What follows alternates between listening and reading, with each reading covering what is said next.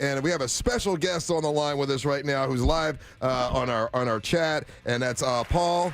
And I want to make sure I say it right. Mecurio, right? No. How do I say it properly? How do I say it? Mecurio. Mancini, Mecurio, Mannix, whatever. Paul, I got to tell you, out of I've done this for about 30 years now. You are the most meticulous. I mean, when it comes to like follow up, no, I'm not sorry. I love it. No comic. I'm a pain in the ass. No, my wife says the same thing. I don't think of it that way. No, I'm like, oh my God, he sent me another email. He is so excited about this interview. I was so, and you've given me so much information. And you couldn't get my name right. What is that all about? I know. I kept asking him. I said, how do I say it properly? It's Mecurio, right? Yeah, there you go. There you go. Paul Mecurio. And of course, he's this guy. This is amazing. And we've got a comic that's here as well. And he went to college to be like an attorney as well, and then ends up going into stand-up comedy. And I know you graduated from Georgetown Law School, and you worked on Wall Street, and then you become a stand-up comic. Like, how does that even, like, you would think that you're making pretty good money as a lawyer. Why become a stand-up comic?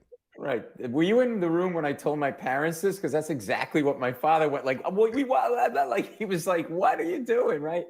I don't know, man. I didn't plan on it. You don't you don't go to law school thinking, "Hey, I'm gonna take a shift and go to comedy." I just started writing jokes as a hobby, and I was doing these M&A deals, merger and acquisitions on Wall Street, and I had like a bunch of jokes I had written, and I didn't know what I was going to do with them. And one night, Jay Leno was at like a private entertainment at this function my firm got invited to. So I went up to him and I had a whole bunch of jokes written. And I was like, "Hey, I don't know if you need jokes." And I had like all these papers, but you can have them because I'm never going to use them. And he was like, "Okay." Like he really does talk like they're letting helium out of a balloon very slowly, right? It's like, right. So he takes the jokes. And I think, okay, whatever. And I go back to my wife, and a few days later, my phone rings, and I hear this. "It's Jay Leno. Is Paul there?"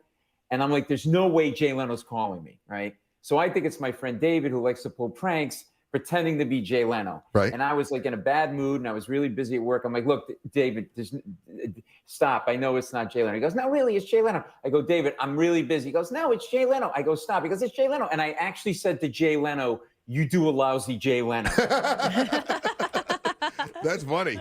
And what are the chances, I mean, that you just kind of give him the jokes and you already have a career? Okay, so he calls you, and what does he say?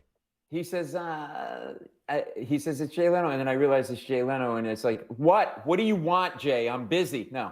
I said, he goes, big time. He goes, good plan. "Listen, I read your jokes, and I need jokes for the Tonight Show monologue. I'll pay you $50 a joke if I use something." I go, "Is this for real?" He goes, "Yeah." And then he started busting my chops. He goes, "What do you do for a living?" I go, "I'm a lawyer." He goes, "I knew it." I go, "Why?" He goes, "You write like a lawyer. It's too wordy." Dude, that is unbelievable. I shouldn't say unbelievable. Story. What a great story of like taking action and doing it. And most people are like, "Don't hand Jay." They would tell you, "Don't hand Jay jokes." How do you know? And then he calls. That story's been told a lot in the sense of Jay's genuineness. And so it doesn't surprise me. Good for you, man. That is so awesome. And the best part of this that says a lot about Jay is the following week he called me to tell me he was going to do my first joke on the Tonight Show. Oh, no. And he called me himself. And I'm like, "Look, dude, I can't be your friend. I know you're needy, Jay. But like, get off, man. I got to go on Monsters in the Morning. I don't have time for this nonsense." Yeah. And he did that joke. He paid me $50. So like, here's a middle-class Italian kid from Providence, Rhode Island, working on Wall Street, doing these huge deals. Right. You think that would, like, it was this crazy little joke just because I grew up loving to watch stand-up. And I think what happened was, out of that box, that TV, other people's jokes came out. And then one night it was my joke and people reacted to it. You know, the way you do your show and you get a reaction, you're doing something creative. And then and then I started to do stand up at night, and I was living a secret double life where I was like a Wall Street guy by day, and I would sneak around the dive bars in New York City doing open mic nights. Hey, what did the other Wall Street guys think about? Oh, there's the guy. That's my joke. He thinks he's a stand-up comedian. Like, yeah, sure. That's your joke on Tonight Show. Yeah, right. We're tired of coming to your open mics, bro. Hey, yeah. Well, I got people funny always say to me, Patrick's like, coming up. funny? Like, did you know you were going to do this? Were you funny? And then I said, like, well, I was always the funniest lawyer in my law firm, Yeah. that's like saying you're the sexiest IT guy. It's not really saying much. Right. It's like, so they at first I didn't tell anybody. And then when I told them, they were like, oh, that's cool, man. And they all came out to watch me, which was crazy. Which freaked me out. Cause like now these people that I worked with during the day were in the audience, and I sucked in the beginning. When you start doing it, you're terrible. But I've been sucking all my life, but we're different. Oh my God, Daisy, calm it down. Daisy, Daisy's just horny. We're so sorry for her. She's drunk and horny, Hey, all right, that's okay. I can I've been deal with really it. busy. I'm sorry. so Paul, now you're working on the Stephen Colbert Show, right? Yeah. That is, I'm there right now, actually. Yeah. oh, is that where you're at right now? Yeah. And you're gonna. yeah. I want to say this before, because I got a bunch more stuff to ask you about. But Paul is going to be at the Dr. Phillips Center here on December the 29th. That's the reason he was calling in today. Of course, we're not going to be, as it gets closer to the time, we're not going to be on the air. We'd love to have you support as we got closer, but I want people to know that you're going to be there on the 29th. You're going to love the Dr. Phillips Center. It's awesome. Hey, Paul, one of the things that we've been talking about all morning, and I see that you've had to deal with it a little bit, and that is with your mom, because I'm dealing with my mom right now, and she's up there in age, and dealing with your parents as they get older is difficult. But you said, I guess your mom had a furniture store and and still wanted to work at it, right? So she's 96. Yeah. She just turned 96. The most progressive woman I'll ever know. She's like in 1960 in a tenement house, started a business with a high school education. When women of that generation, stayed home and took care of the family, which was a full-time job, but she wanted something more. Right. She ran the business for 63 years and we all had to work in it. And then we had to make her close the store because she's 96. And she's fine. She's 90. She will not go down. We try everything. Yeah. Sweeping the Try a leg. trank dart. Sweep the leg, Johnny. Sweep the leg. Right, exactly. Well, she bounces back up like a little Italian weave, but she will not go down. Okay, she does the flip up like Johnny does. She's Okay, like, I oh get my God, you put some bad milk in front of her. She drinks it, nothing, right? And so she's mad. So she's mad to the point where she started to make lists of other places she could open her store behind our back. My brother and my sister and I were trying to close the door. Yeah. She goes, I go, look, Ma, you're retired now. You have your health still. You go do fun things. We'll take you to the senior center. She goes, I'm not going there. Those people are old. Yeah. I'm like, you're old. You're 96. What do you think? You're going to go skydiving with Taylor Swift? You're old for that. That would be awesome, though. So she's like, well, why do I have to close the store? Why do I have to close the store? Let's start with this. First of all, she grew up in the Depression. Now, I don't know, Russ, if your mom's like this, but they don't want to spend any money. Even though they have it, they don't want to spend money. Right? Exactly. So my mother goes garbage canning. That's what I call it. So on Sunday nights in Providence, Rhode Island, people put their garbage out. She goes through the garbage looking for good garbage because she's got a friend, Mario, who fixes things. And that's how she found her hearing aid in the garbage. I swear to God. And it whistles all. It's just like, yeah, it's like talking to a tea kettle in a house dress, okay? So she goes, well, why do I have to close the store? Well, let's start with this. My mother was locking customers in the store in the middle of the day, okay? So I go to the store when the door's locked, right? And there's a woman in the store, but there's no broken glass. I don't know how she got in the store. So I go in, I go, man, what happened? She goes, well, I was looking around. I turned to ask your mother a question. I couldn't get out. I said, how long you been here? She goes, 4 hours. Oh, my God. Oh my God. Yeah. I go, what have you been doing? She goes, well, I browsed a lot. She goes, I took a nap on that sofa. And she goes, is your name Paul? I go, yeah, why? She goes, well, the phone rang and I took messages. She took messages for me. Okay. Oh my God. So you can never win with your parents. No. Right? You can, right? You're Tell me always a about child. So I say to my mother, because what happened was my mother couldn't hear that the woman was in the store. It was 3:00 in the afternoon. She decided, oh, I want to close the store and I want to go shopping. I want to get some new clothes. And she just closed the store. Like, that's what she would do. So I said to her, Ma, you can't lock people in a store in the middle of the day. You know what she says to me? She goes, oh, I don't know what you're yelling at me about. The woman took a nap on that sofa. She liked it so much, she's going to buy it. I made a sale and I wasn't even in the store. I'm like, okay, you know what? Wow. That's one way to look at it. Yeah, that's good. Hey, I saw also that you do a podcast and you were able to interview Paul McCartney. Now that's a rare. Not everybody gets to do that. I know Howard Stern just did recently, and some people get to. But how did you get the opportunity to interview Paul McCartney? Well, it's funny. It's sort of like the Jay Leno thing. It's like, if you don't ask, you never know. Right. And I tell my son that. Like I said, like there's this fine line of being obnoxious and also just being proactive. You're so and right. So he was doing a show performance here. He had just finished rehearsal. He and I had to get into the studio because I was actually on the show that day too, and I had to rehearse something. So I run down the stairs, I round the corner, and in the hallway, all alone, is Paul McCartney, standing against the wall, like leaning against the wall like this, chewing gum, looking up at the ceiling, like with a little Colbert T-shirt tucked in, like a 12-year-old boy. But he was all alone, guys. That's what freaked me out. Like there was no manager, there was no handler, there wasn't a parrot on his shoulder, nothing, right? And so you see Paul McCartney, you're blown away, but you see him alone. Like my whole world slowed down. I'm like, oh my God, it's Paul McCartney. Sure. And I'm like, should I say hi? Should I not say hi? And I'm like, you know what? He's alone in a hallway, unguarded. He's like a gazelle on the Serengeti Plains. I'm a lion. Yeah, exactly. Yeah, screw that. Right?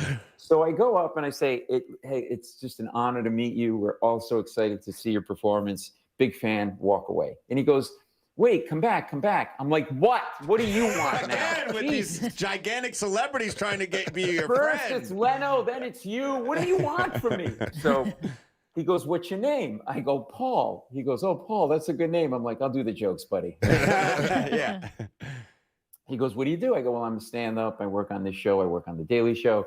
And he goes, oh, I love stand-up. He goes, Robin, we was talking about Robin Williams and Richard Pryor. He goes, you got a kid? I go, yeah, I got a kid too. He goes, it's hard when you're touring with a kid, right? So we're just chit-chatting. 5-10 minutes go by. I'm talking to Paul McCartney like I'm talking to you guys. Yeah. And on the outside, I'm smooth. I'm like, hey, I'm talking to Paul McCartney. On the inside, I'm like, I'm talking to Paul McCartney. Out of my mind. And you know, like if there was this girl or guy, you're trying to, like, I don't know, you're trying to get a date, pick somebody up at a bar, you're trying, there's like two things going on in your mind at the same time. One is like, just keep it going, keep it going, don't screw it up. And the other is trying to be present. And that's what I was doing. And as I'm talking to him, I'm checking him out. I'm getting closer and closer to his face because he's Paul McCartney, and he looked amazing. I was so close. I could have cleaned like ticks off his eyebrows like a chimp on the Discovery Channel. So I'm so close that I got him pinned against the wall and he's leaning back. I'm like the close talker in Seinfeld. So then I go, okay, I'm going to just leave the guy alone. So I go into the bathroom and I call my wife and I'm like, you're not going to believe this. And I start like hyperventilating. He's like, hey, just talk to Paul McCartney. And she goes, where are you? I go, I'm in the bathroom at the Colbert Show. He goes, what are you doing in the bathroom? Are you being creepy in the bathroom? I'm like, no, I'm not. That's not Tuesday. And so I go. He was being creepy in front of McCartney. Exactly. And then I blurt these words out to my wife. Paul McCartney should do my podcast. I said that out loud. Yeah. Because I'm amazed at musicians, and my podcast is really just about talking to people at what they do and how they do it. Because I'm guilty of this. Like I've worked on 3 TV shows where we're basically marketing shows, right? Yeah. Guests come on who are amazing. They got to hawk something. They get 6 minutes, and you never get to talk to like Bruce Springsteen about how he's a genius at making music because he's got to sell the thing he's selling. Right. So I wanted to just do a show where you talk to people, have time. And I want to talk to them about making music. So I go and I knock on the dressing room door and I go, hey,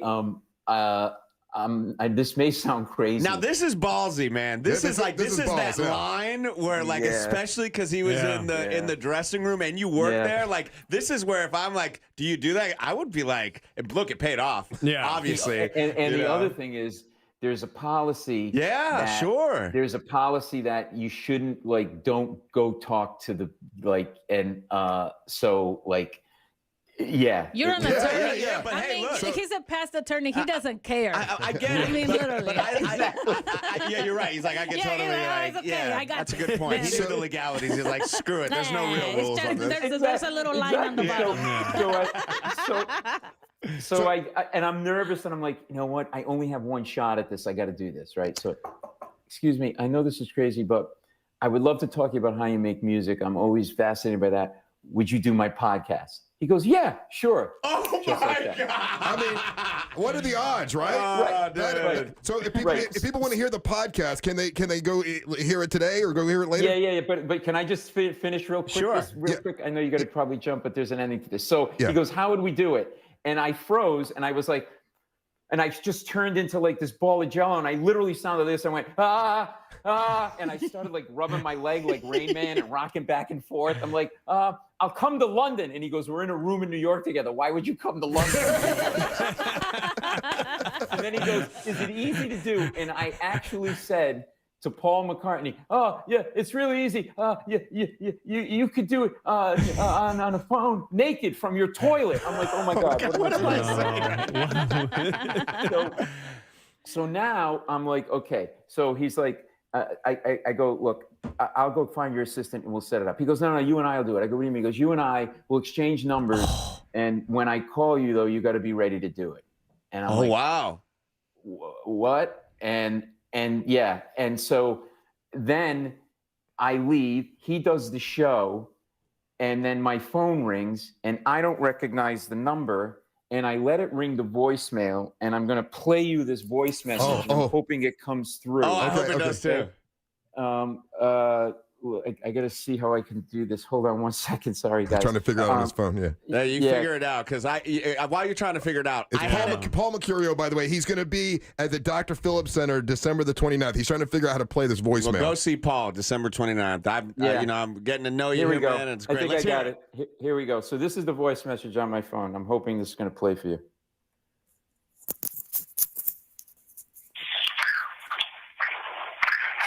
Paul McCartney here. I'm going to ring you back in 5 minutes to do the podcast thing. I've got some time now. Otherwise, I'm going to run out of time. So if you're there at 5 minutes' time, you got me. Okay, bye. Oh my God! I mean, you're gonna save that forever, right? I have it saved in my ass. Are you kidding me?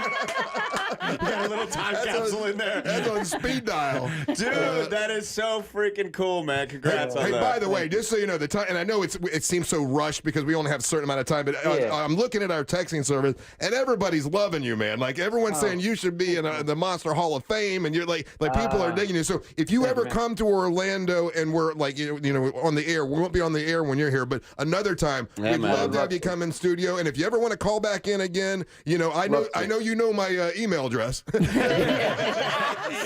makes perfect sense. So much. Everything makes sense now, Paul, with the whole email and the Pauls. Oh my God, this guy! He is secret to your success. This is a meticulous man, but I love him. Paul, as a repercussion, I'm sending you my writing package. Hey, listen, real quick. So this is a Broadway show that I'm taking called Permission to Speak. Yeah. Frank Oz is directing it. We did it on Broadway. I bring people on stage, audience members. They tell stories from their lives. The premise of the show is we're disconnected. If we share stories, we realize we have more in common than we think, and maybe we're not so disconnected. The stories I've been getting are crazy funny. If you want to play a couple of clips when I'm off the air, you've got them, Russ, but from the show. Would love people to come out and support it. It's the first time in the area and first time at the Dr. Phillips Center, and it means a lot to us. And it means so much to me to have me on. You guys have been awesome, so thank you so much. But hope people could come out and check out the show on the 29th. So. You are a great guest. Absolutely. Thank you for taking time to talk to us. I you know what? Every single email I appreciate. Yeah.